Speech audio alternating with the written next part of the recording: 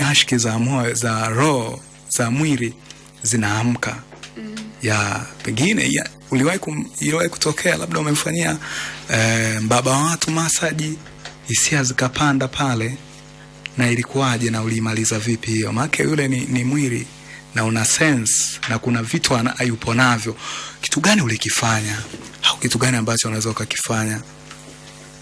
Kwangu mimi, kwa wateja ambao nishawahi kuwafanyia massage, sijawahi kukutana na mtu wa hivyo. Lazima.